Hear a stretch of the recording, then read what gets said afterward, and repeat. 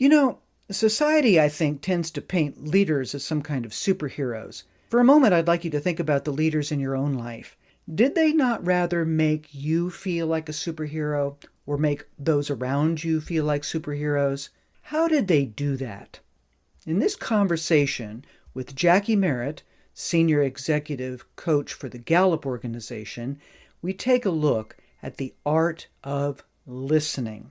Jacque is fascinated by the art of listening because as a successful leader coach, she recognizes that we have ways of listening to each other that can either disempower or empower each other. That good quality listening is that criterion of a leader that helps them to help others to discover their potential, to discover your potential, and you in turn can make it happen for others by using the art of listening. Enjoy the podcast. Hi, I'm Norah Jones. Welcome to It's About Language. This podcast connects language and culture to life, learning, and hope. You'll experience insightful conversations with creative leaders in the fields of education, business, arts, and science. My guests shed light on the impact of language and culture on individuals and society as they share their stories and experiences. You'll be informed and inspired as we explore how language and culture make us human and bring hope in the midst of a challenging world. Folks, I'd like to welcome you to this podcast with my Gallup coach, and now I dare to call her also my friend, Jacque Merritt. Hi, Jacque.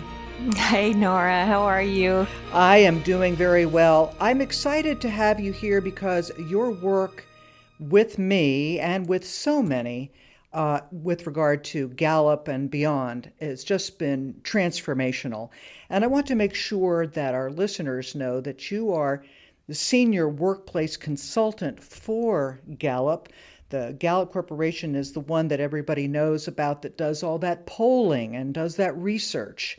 And part of that research has led to providing coaching based on strengths. I also am a Gallup certified coach, but I know that I kissed Jackie's ring because of all the things that she has done with advising leaders around the world.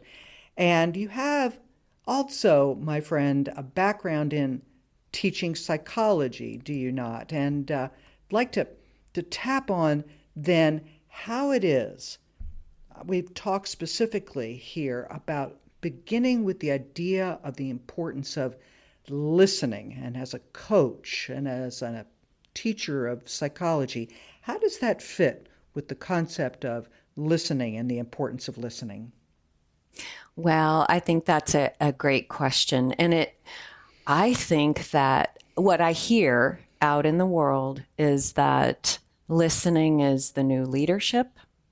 Listening is not only important for leaders, but it's also important on the home front. And that we've kind of stopped listening to each other. And we're doing a lot of talking over each other right now. And I think the state of our politics and, some of the issues that we're facing in the U.S. in particular can be traced back to our challenge with listening and hearing each other speak. And so it's a competency that we learn in coaching. It's something that we spend a lot of time on. There's techniques. We try to get better at it.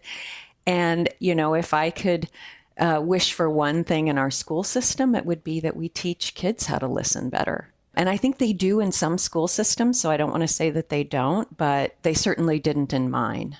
There are so many directions to go from just with that opener, Jacque. I'm going to go to the schools for just a second because so many of the listeners are engaged with the educational enterprise or want to learn how to help with that because they are employers that are searching for, employees that can be part of their teams and contribute and be happy.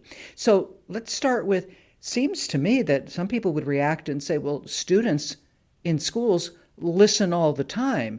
What's the qualitative difference or technique difference that you're talking about with listening as a training that should be done in our educational institutions? Yeah, so I mean, they say that we all listen about 60% of the time. So we all kind of think that that's just a natural human kind of behavior capacity, but there's different, I'll call them different levels of listening. So let me just share this and then you can kind of react to it. But and this is from coaching training.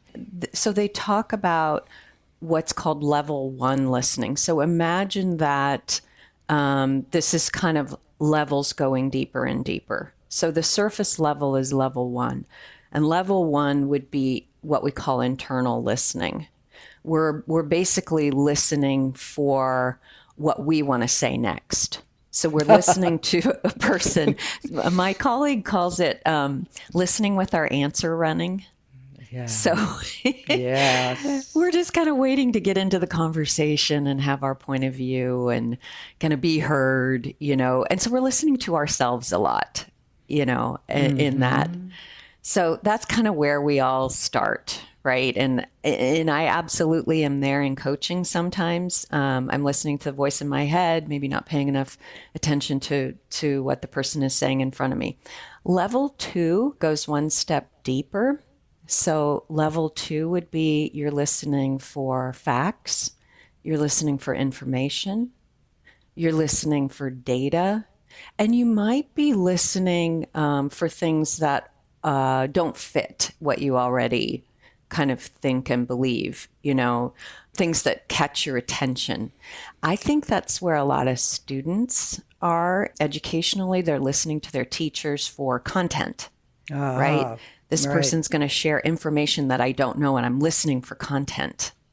And that's not a bad place to be. I'm there a lot when I'm listening to clients. Probably I've listened to you at level two a lot, where I'm just trying to get the words that you're saying and make sure that I'm like, catching that communication. And then level three is more of I'll call it an empathetic listening. Okay. So you're listening behind the words and you're listening at tone. You're listening for emotions. You're listening for maybe values. You're listening to the human being. You're listening kind of for what's behind the words. And that kind of listening is like creating a connection with a person where they feel like they're heard. In coaching, you would use that to maybe ask questions that that person needs to answer.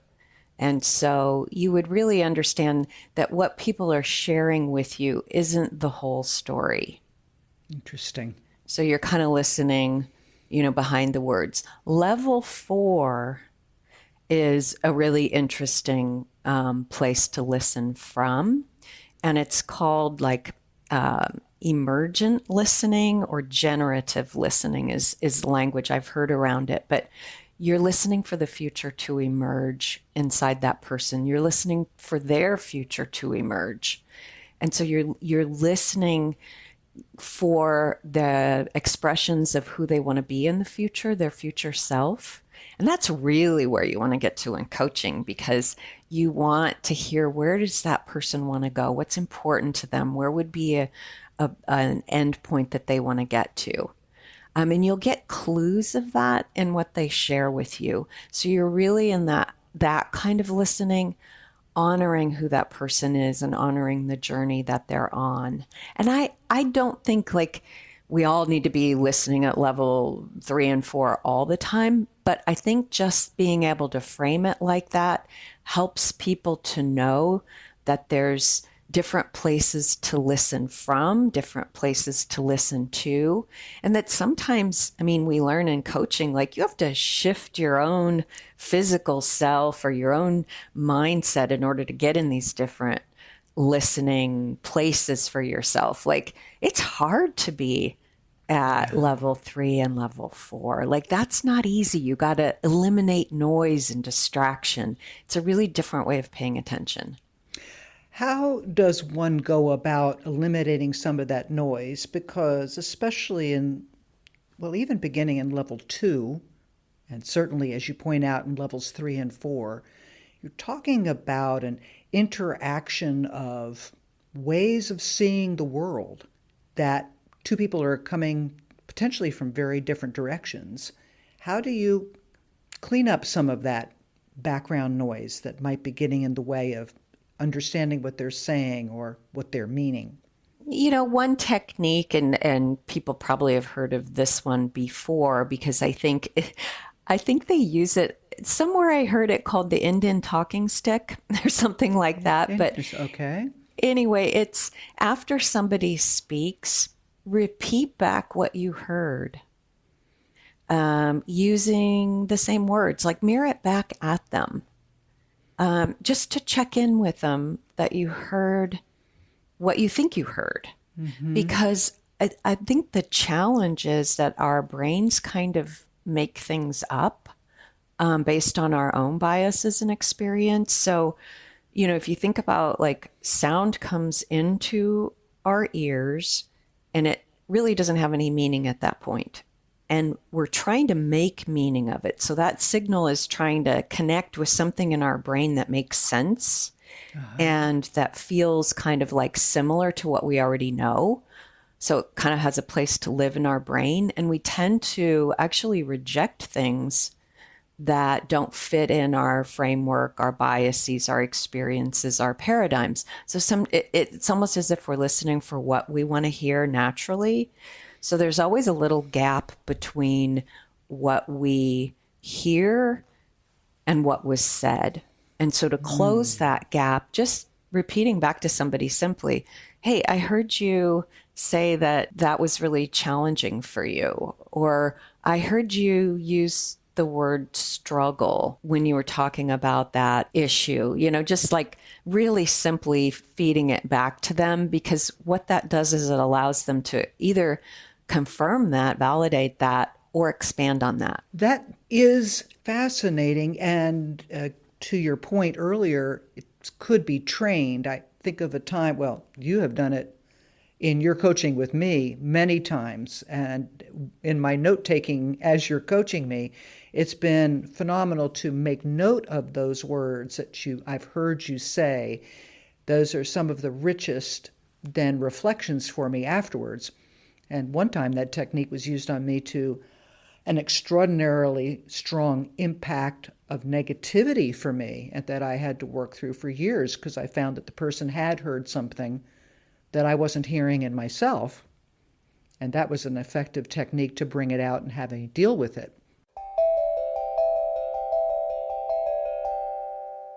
As a career educator and certified Gallup strengths coach, I engage with you and your team to bring energy, focus, and breakthroughs to all you do. Fluency Consulting provides workshops, presentations, talks, and team building events for K-16 educators and education-oriented organizations and businesses. Get energized, experience new insights, pathways, and perspectives.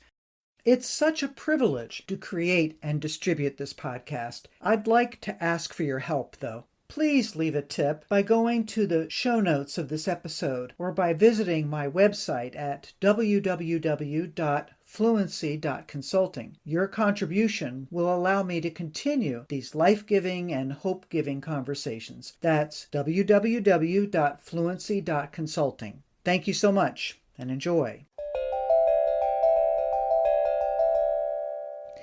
When we're talking about then having folks learn listening techniques, that sounds like something that could be taught. How is it that you, especially with your background in both coaching and the psychology, would create a sense of urgency in businesses, in schools, to create this new leadership skill, as you said at the very opener? Oh, what a great question. And I don't know that I have an easy answer to that. I think a lot of organizations make decisions based on analysis, data, and facts. So I think the first place to start is to share with them why it's hard for people to listen, like the difficulty of it, like just from a data perspective. And just as an example of that, they've done studies of this actually, and they say that we think at 900 words per minute and we talk at 150 words per minute. Oh my, what a gap there. Yeah. Yeah. So there is a very, it's hard for people to listen just because of that, right? So when we're speaking, people's minds wander. They make stuff up. They go off track. And so it's very natural for people for their brains to kind of get bored when they're listening. And it's interesting because they studied Tony Robbins, the motivational speaker, and he speaks at about 200 words per minute. So he's pretty speedy. And then they studied Brene Brown, who speaks at about 150 words per minute. So she's more like normal speech patterns. But there is a range, but nowhere near up to 900. So here's the thing. When you have those facts in front of you, you recognize that people have a lot more brain power that they're not getting out because they're not getting it out loud, right? Right. So it's almost like they say our brains are like these washing machines that are constantly, in the spin cycle with these 900 words like circling around really, really fast. And when you can teach people to be better listeners, it allows people to be better thinkers. Because when you're listened to, you're more likely to get more words out. Interesting.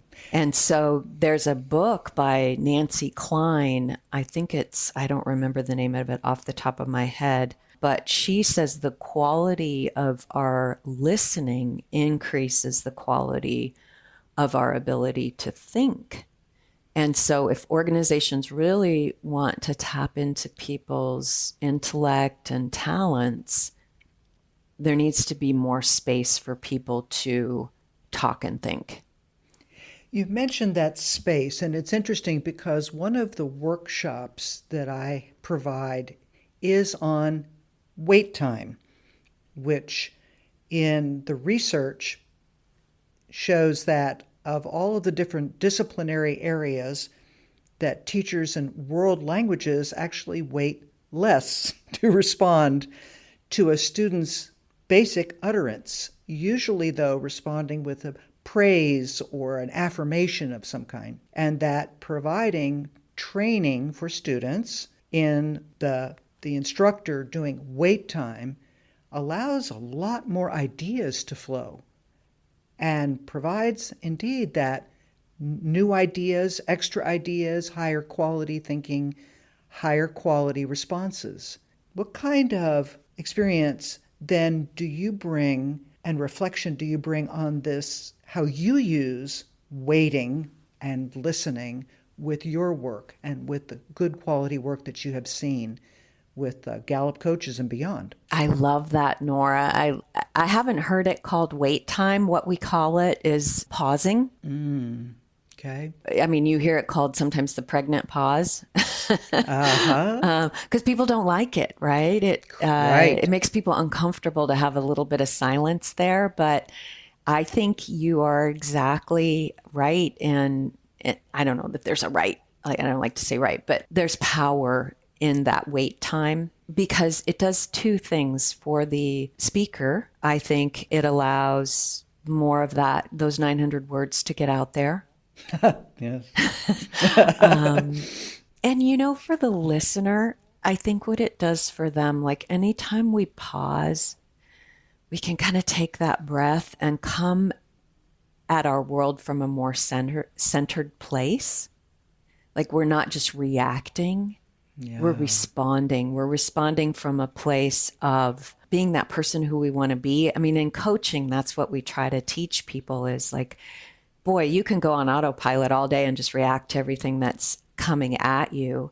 But if you can just give yourself that little bit of a wait time, you can show up with more intention. You can show up from a place of making other people feel what you want them to feel. Like that gives you just the extra 2 seconds or 5 seconds makes you more thoughtful in your response. That's beautifully said. And keeping with that, Jackie, I remember so much that when I was using this myself in my classroom, or when I would do workshops where people would give me feedback on how they were using it, that they themselves as instructors recognized that the students in front of them were more dimensional.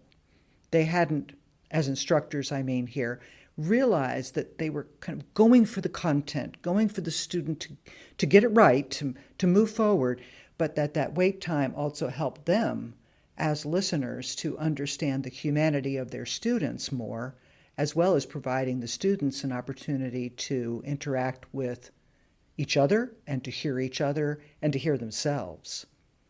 That kind of power comes in, doesn't it? Yeah, it's so fascinating. I mean, I don't know the world of teaching in the way that you do, but it's so fascinating to hear you talk about it because it's so related to coaching. To being a good coach is very similar, I think, to being a good teacher. In coaching, we say focus on the who, not the what. Ah, You know, people bring all this stuff about things that they want to do different or fix. And it's easy to like sit and stare at that with the person, like, oh, there's that thing over there that we need to get to, that what. But yes. turn Boy, around and look at the person. isn't that? No, sit and stare at the what. So let's go back to that level 3 and 4, and especially that 4, the emerging person. Speak more about some of those things about discovering maybe that the person at the 3rd level even is surprised about what they say about themselves, connecting it to their own deep beliefs, their own deep intentions. And then the emerging self. That's an art. Yeah, it is. And when you're in that listening space of level 3 and 4, Norah, you know this, like you're seeing the person as they want to see themselves in some ways. And you're also mirroring back what you see, right? And there's nothing more powerful than seeing ourselves through the eyes of others. Because it's almost like when we look in the mirror, like we only see ourselves sometimes from one angle. We can't see ourselves from the side or the back. Yeah. But other people can see things that we miss and bring those to our attention and help us connect the dots and, see the best sides of ourselves that, we all have that voice in our head that kind of cuts ourselves down and judges ourselves. And sometimes we just need that person in front of us to lift us up and, make more visible the beauty inside of us. And I think that's so important for teachers to do that. Well, teachers and leaders both. And this brings me to something, thank you for putting it that way, is just recently I had a personal experience that reminded me of another aspect of the wait time as I was working with it in my workshops. Namely, besides training people to not think that you've suddenly had some kind of a problem medically, that you're not saying anything back, as people tend to respond right away to that pause is planned. You do have to do the training. But also that when we do respond, when we do begin our interaction, again, that level 3 and 4, that if there is something to praise, that it can be done then specific to what the person has said or the action that they have alluded to, or something that is concrete that, per what you just said, is something from the side or the back that they may not have noticed. If it is done specific to that which they have accomplished or that who they are, that makes a profound change in their sense of skill, of worthiness even. Imagine that's a good part of the concept of listening as leadership.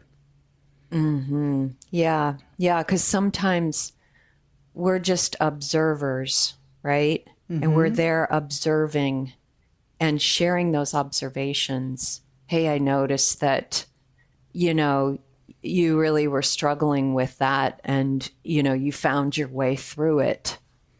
Or, just noticing how people work themselves through to their own solution can enable them to use that again, It's like you draw attention to what you're noticing, and then they're like, oh, I didn't even notice that was a strategy that I use.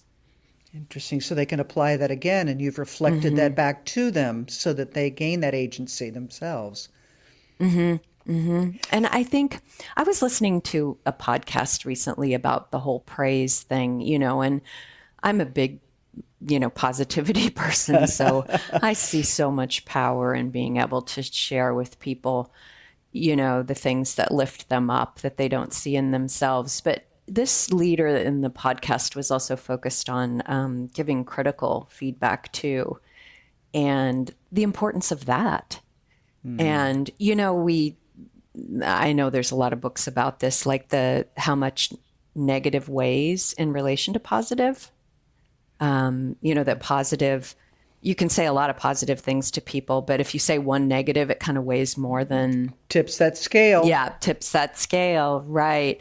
And he was saying, like, getting that balance right is just so important. But as long as you position critical comments from a caring place and, from a place of observation, like it doesn't have to be truth. You don't want to say things as if they're truth, like you should do this, or I see your problem, I think you should do this, or, you did this wrong there. Like there's judgment in all of that. But giving a critical comment with a little bit of observation, and then maybe using different language, like I've got an upgrade for you. Something like that feels more like, hey, I'm in your corner and I have a recommendation for you. I don't know if it's going to work or not, but here's something I noticed that you're having a challenge with. Here's a way you might upgrade, your behavior around that. Interesting. So that change of language, but that's tapping onto, well, again, almost that emergent sense of the possibilities here. Yeah. Yeah. Jackie, this sense in the podcast series that I provide is that there's an urgency in our world for people to understand the role of language and culture in identity, in belonging, and in impact, so that we can bring hope. You're choosing this concept of listening has a feel for solving problems. You even opened it in that way. What is the urgency, do you think, of making sure that people hear about the need to develop listening in their lives and in their workplaces? Oh, wow. There is so much conflict in the world right now. And I don't think this can all be solved without listening. Conflict between groups, conflict between individuals, conflicting points of view about things. And it's only when you're able to listen to the human being, the speaker, that we can understand, I think, the other side and understand that there's more commonality than difference. We all want a better world for our children. We all have hopes and dreams. We all see tomorrow as better than today in our hopes. And, we have different ways of getting there. But I have heard and listened to a lot of people who are in the work of like mediation and diplomacy and things like that. And they say that listening is really the first place you go, and it's the place that everything opens up from. If you're trying to negotiate for a hostage release or something like that, your ability to listen and really understand where that person is coming from opens the door to a relationship. And relationships are where you can find that common ground because you have that respect for the other person. So I don't think we can solve all these problems in the world without listening to each other as human beings. I think we all have a deep desire to feel a sense of dignity, to feel safe, to feel like we belong. And listening is a pathway to honor those deep needs in people. That's powerfully said, the listening to evoke that sense of hope and belonging. When you look at the work world, especially in the coaching that you do and do so effectively at such a high level, how do you help to orient those with whom you are working to hear themselves and hear this message and begin to apply it in the work that they do in their own lives and in their corporate setting? Sadly, sometimes I have to point out where they're not listening. Okay, so we can start there too. All right. Yeah. So, I mean, in coaching, a lot of times I'm doing a 360 at the beginning. You know, I'm doing a set of key stakeholder interviews, and then sometimes it's a little bit of a shocker for people to see the difference between what they mean and what people think they mean. I'm quite confident that happens a lot, right? Yeah. Yeah. I mean, sometimes we think that, you know, people know our intentions, but they don't. They only see our behavior. They judge us. They thin slice us from watching our behavior, and then they make a story about us. And that story is usually wrong. You know, they don't really see our deepest desires and beliefs. So I work a lot with leaders on communication. How do you share who you are? How do you share what's important to you? How do you share your values? And how do you make sure that the values that you espouse are the values that you live and the values that people see, you know, every day in your behavior? The consistency of it. And what role does listening play in that reflection, that mirror that you hold up to them with those insights that you provide? Well, I think it's listening to themselves first, listening to what's emerging from themselves, which is where I always start in coaching. Like, you have to know yourself before you can start really to know others and focus on others. So listening to the own voice in your head, what is it telling you? Is there truth in that or not truth? Who do you want to be? Like, that self-discovery, I think, is a first part. And then listening to others and really getting them to understand that everybody is different and that the differences aren't disadvantages, they're advantages.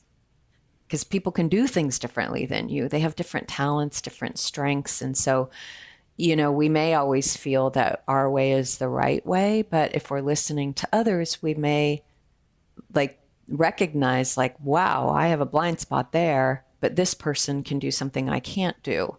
And so really being able to listen allows for more collaboration, more partnership, and ultimately stronger organizations and you know, higher productivity, I would say, to a business. You can't rely on one person to do everything. Yes. So they really have to be listening to each other to see where each person can add value uniquely. You know, Jacque, you're talking about powerful results for what is basically some straightforward, simple work. Doesn't sound very complicated. It just sounds like one has to get down to it, learn more about oneself, listen, and apply certain listening techniques, these different levels, for example, being aware of them, so that they can be applied to slow down things a little bit, but mostly to allow the other to be heard and to do that blending. Sounds like a pathway that so many people could take. Yeah, and I love the way you just summarized that, Norah, just beautifully. You said it really well. Appreciate that. And now I've got one more question for you, though. I know something else that you would love to make sure that people that are listening to this podcast today go away with. Another exhortation or invitation or warning, or however you would like to take it. What do you want to make sure that the listeners today remember from you? One more thing, and maybe this is a whole other podcast at some point. We can do that.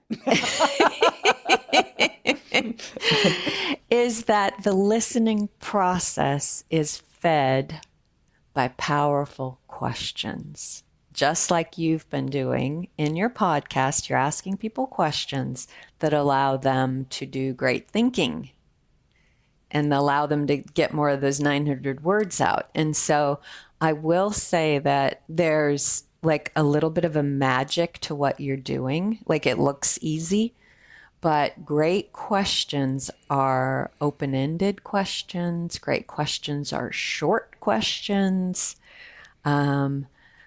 Great questions tend to begin with words like what and how, and not so much a why question. Why sometimes throws people into more of a like defensive place where they have to find the right answer. So I think what you're doing, that ability to ask questions allows people, and then you listen, right? And you're listening for words and phrases, and then you keep that conversation going. That's really part of that whole listening, is being able to ask great questions like you do. Well, I appreciate that shout out, but I also appreciate the fact that nailing that important aspect of how we indeed treat each other with dignity and an invitation. Speaking of invitation, I'll go ahead and say I'm going to be inviting you to do another podcast, and we'll focus on questioning. How about that? I would love that. And you'll be able to be the expert too. That would be delightful. But Jacque, while we await that next one, thank you so much today for sharing about listening and sharing the approaches and just that wonderful sensitivity and integrity that you bring to all of your work. Thanks for sharing that today with all of our listeners. No, thank you, Norah. Thank you so much for listening to this episode. Please share it and follow our socials at fluency_consulting. Check out my website, fluency.consulting, for more information on this guest and all my guests. And please donate, as it makes it possible for me to create and share these podcasts. Thanks, and we'll see you next week.